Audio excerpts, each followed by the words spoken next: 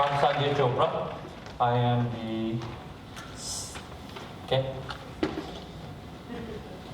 I'll leave the clicker, huh? I am the CEO and co-founder for Cognistics. So this is my third startup company, and the idea today is to give you a little bit of idea about what artificial intelligence is, where it is heading, and I'll also walk you through 3 different case studies, what we've been working on, practical applications of AI. So I sort of saw this, you guys might have heard about it. Artificial intelligence actually has been around for a while. So there was an analogy that really captured me. So when they grow Chinese bamboos, they put the seed in, 5 years, nothing happens. You don't see anything. And 6 weeks, the bamboo really shoots up and is very quickly 90 feet tall. So artificial intelligence is also the same way. So if we are in the prime time now where you're seeing Uber cars driving around us by themselves, obviously all powered by AI, but this also started a long time ago. It started in the 1950s with Alan Turing. He is, if anybody wants to be deep into computer science or into computer science like me, a geek, Turing was fantastic from that perspective. There was a conference in Dartmouth that started it all. But all that stuff is great. There was a lot of research done, and now is when we are really reaping the benefits. Now is when the bamboo is shooting out to be 90 feet tall. So I'm going to talk about contemporary practical applications of artificial intelligence. We're in an age where computers have learned to really mimic human beings pretty well.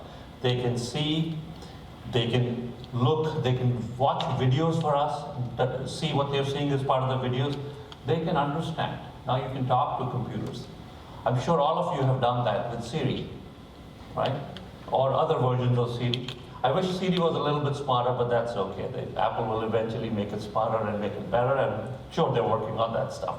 But now computers really have the ability to understand what you're saying, interpret it, make decisions based on it. And the third sort of aspect is computers can act. We obviously have robots doing work. We have cars driving themselves. So that's kind of where we are going. Quickly talking a little bit more about sensing. Right now, we're at a point where computers can detect images. If you put an image and ask somebody, is this a cat or a dog or a person skiing downhill or a person scuba diving, the computer is as good as human beings are in their ability to detect that. Same thing with word error rate. As I'm speaking, computers can detect what I'm saying, translate this voice file into a text file, and the accuracy is just like anybody else out here listening and sort of comprehending that. So the word error rates have really, really gone down. Another thing, I know this is a big slide, but this was one of my co-founders, and I'll talk about him, is Dr. Eric Nyberek at the School of Computer Science. He was very instrumental in IBM building Watson that won the Jeopardy challenge. That's some of the framework Watson uses to do deep QA. Don't worry, I'm not going to go through each one of those blocks. But the whole idea is you can ask the computer a question, right? So, what are the 3 major, I'm going to talk about India. Let's see how many people here, okay? So what are the 3 major rivers in India? So how we all can, our brains start working in that direction and we sort of think about that. Or what are the main rivers in Pittsburgh, right? We quickly change it. The sentences are very similar, but we synthesize based on certain keywords. And then same thing, what they did was they were able to teach the computer to be able to understand these questions in real time in 30, 40 seconds, even less, and come up with an answer. So that's computers now have the ability to do that as well. And of course, living in Pittsburgh, we are pioneers. We see these cars around us. So this is the first city where Uber decided to test their self-driving cars. So now, obviously, think of it. Driving is a pretty mundane task. People have been good at it for a while. But now, computers have the ability. They can, stop signs was a hard thing, but traffic lights, lane changing, other things, they've been able to sort of master that effect. Obviously, safety is a big concern there, but computers can do that now. And my favorite is computers have sort of also learned how to play games. Recently, I don't know if too many of you know this now, but there was a poker challenge here in the casino, and the computer actually won that challenge. They did better than any human being did as part of that challenge. And of course, this all started in 60s and 70s where we trained computers to play checkers, then obviously chess, Deep Blue, and then Watson winning the Jeopardy challenge, and now poker. So overarching theme, so if you put all these pieces together, right, where now you have computers that can see things, sense things, think like human beings, analyze a lot of data, you can solve a lot of really, really, really cool applications. So that's what we're doing at Cognistics. That's what fascinates me to the field of artificial intelligence. So I'm going to be talking about 3 different applications. First one's a little technical. It's cognitive clustering. Second one is more fun in the retail space for cognitive offers. And the third one is interactive agents. That's my favorite one, where you will soon be talking to machines to come up with sandwiches or coffees or other things, and they'll be serving as and when you need, understanding you, knowing your preferences. So those are the 3 journeys I'm going to be talking about. A little bit of background, I think I've covered most of it. Most of the research that our company is based out of comes from Carnegie Mellon School of Computer Science. So this is my, this is my 3rd startup. In fact, Eric Nyberg, who's one of my other co-founders, was also involved early on with Lycos. I had a company called OnlineChoice, another company called Intellions, which we sold our technology to Google.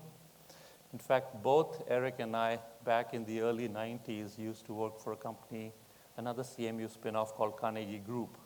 And that, in fact, also was doing some AI work as well. I was very happy doing some Lisp programming and C++ programming.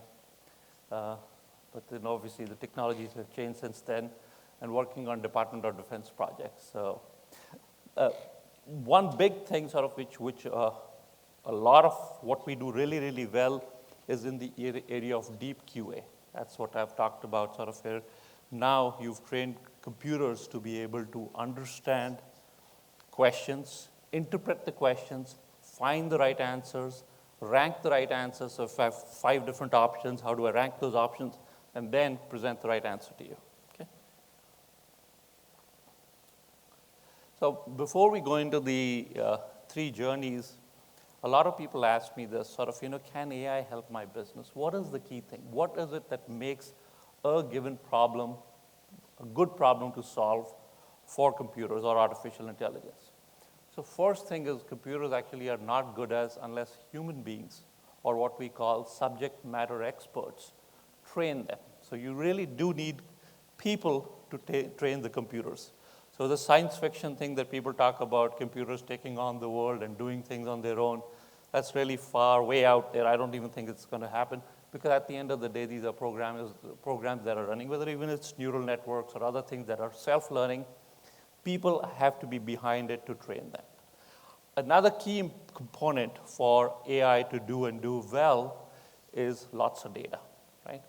At the end of the day, if you don't have good, clean data, it's hard for computer scientists to train the models to see if the data looks like, it's like teaching somebody math. Yeah, you got to tell them what's 2 plus 5, what's 5 plus 8, and eventually they get the concepts, they get addition, they get multiplication. Same thing, you show them a lot of data and say, hey, if a form looks like this, it's probably a high-risk form. If a form looks like this, it's a low-risk form, so on and so forth. So for insurance purposes and claims processing, you give it a lot of data, computer eventually gets it, and then it is able to sort of make decisions on its own. Most important things that we face when we talk to companies, and one thing we want to tell them is very important for the executive team and the people to buy in, where data science or cognitive computing can really have an impact. Because if that's not there, the project's not going to be successful from that perspective. So these are the 3 ones I'm going to talk about: cognitive clustering, cognitive offers, and cognitive information agents. So one of the biggest challenge, which Eric was very excited about, came actually from a company really close to here called Tyversa. How many people here know about the deep dark web? Well, this was fantastic. So as big as the web is, the deep dark web is like 8, 10, 50 times bigger than that. So Tyversa is a company here, and what they do is they collect a lot of data on a daily basis. About 22 million files that they download from peer-to-peer networks, BitTorrent, all sorts of networks they have sort of figured out to collect all this large amount of data. Now imagine if I am a company and I get 22 million files a day. This could be Hillary Clinton's emails, this could be people's tax records, this could be travel itineraries. A lot of it is audio files, video files. It is very hard to sift through that data and make sense of it. So what we were able to do with this, with that massive amount of data, write a clustering algorithm, basically, that looks at a file, looks at various regular expressions, what is part of that file, and automatically organizes it. Hey, here are all lots of tax forms. So we see 1040 and tax returns and social security numbers. I'm going to begin to cluster them together, or personal financial information. So we've now come to a point where the algorithm automatically takes these, clusters all these files together, organizes the data, shows it works in conjunction with human beings, and they can either decompose these clusters further, or they can combine certain clusters together if they need to. So this way, Tyversa, which is right here, a local company, can make sense of this massive amount of data and really use artificial intelligence to figure out what we are downloading on a daily basis and what we can do with that information. I'm going to move on. And before I move on, I'm going to actually play a little video for you guys. Introducing Motor Manager by Mr. Tire, an app that helps you simplify your car maintenance routine and rewards you with individualized offers and incentives for using it. Motor Manager helps you find the closest Mr. Tire locations, schedule appointments, receive service reminders, and get smart offers, unique coupons, and discounts specifically for you and your vehicle. The more you use Motor Manager, the smarter it gets. Once you install the app, you can start taking advantage of all the Motor Manager features, including a virtual personal glove box that manages all your maintenance records, keeping them organized and at your fingertips. Search for tires and schedule installation appointments, and get warranty details on Mr. Tire products and services. Motor Manager starts working for you right away. You'll earn a free oil change or $25 off your next service at Mr. Tire just by downloading the app and completing your personal profile. The free Motor Manager app is available for iOS and Android. To start taking advantage of your free oil change and personalized smartphone, download the Motor Manager app today. Thank you. So this is an AI-powered app that we built for Mr. Tire, Monroe Muffler and Brakes. So what is really cool about this app, in fact, in the next iteration, it gets information from the car. So there's an onboard diagnostic computer, OBD device. You plug the device into the car. It reads the sensors. So if one of your cylinders is misfiring, I know Ian talked about cars, so that's perfect. You guys are all refreshed with that stuff now. So as soon as one of the spark plugs is misfiring, it actually generates an error code. We have the OBD device embedded in the car that reads these error codes and then says, based on this, you would want to sort of, schedule a service appointment. Now, we are taking mileage information, we are taking service records, all different past transactions, then using that data to send you timely reminders. Hey, this would be a good time to get new brakes or to get new tires. It's all being powered by artificial intelligence. A quick sort of, big thing about the system is, again, like I was talking about earlier, is looking at getting all sorts of data. So transaction data, clickstream data, if you're going online, if you call the call center, if you have sent emails, any third-party data, OBD data. So what the algorithms do, what artificial intelligence really enables us to do, is synthesize all this information, boil it down to what is the right content, promotion, or offer that would make sense to you at this time, present it to you in the right format to basically drive more revenue and more customer loyalty for Monroe. Okay? So the results have been pretty good. On an average, I don't know if a lot of you knew this, but people are not too loyal to where they get their oil change. They get a coupon from Jiffy Lube or other places. So they used to get a customer once every 2 years. So you see a customer, the next time you see a customer, you see the same car, it could be 2 years later.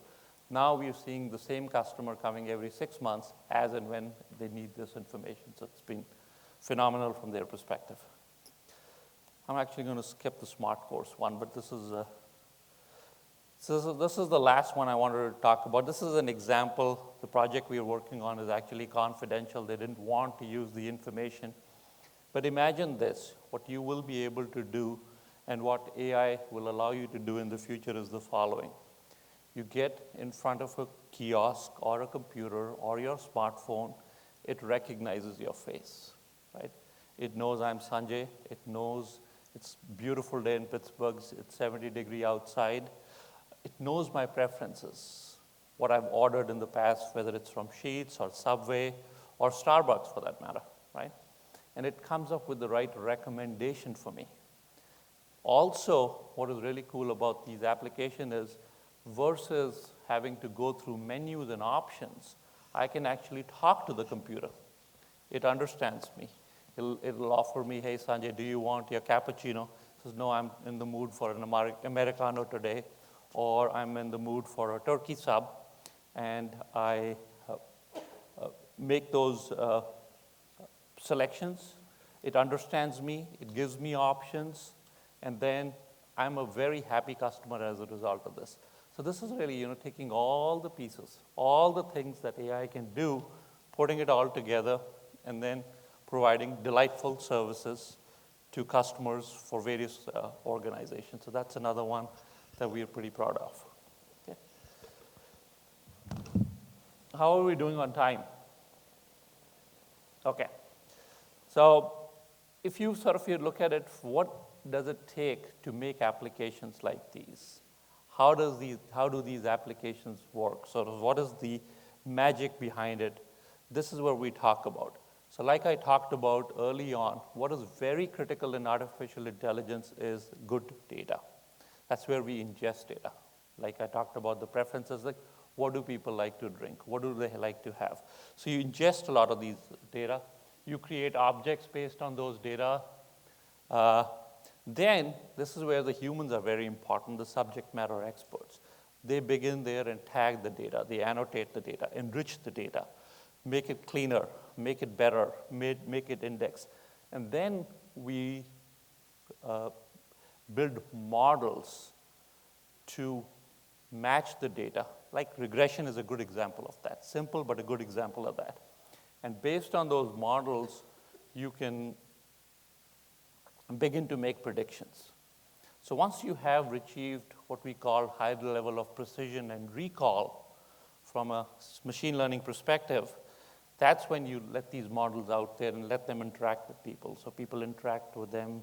So what the models are doing at the background are looking at the right options, retrieving these objects, ranking the objects, and saying, hey, at this point, John would be most likely take this offer and run with that offer. So that ranks the object and we basically are able to present the right offer at the right time to the right customer or make the right decisions based on what the data and the models are telling us. So this is is a pretty basic but really good framework that is behind most artificial intelligence systems.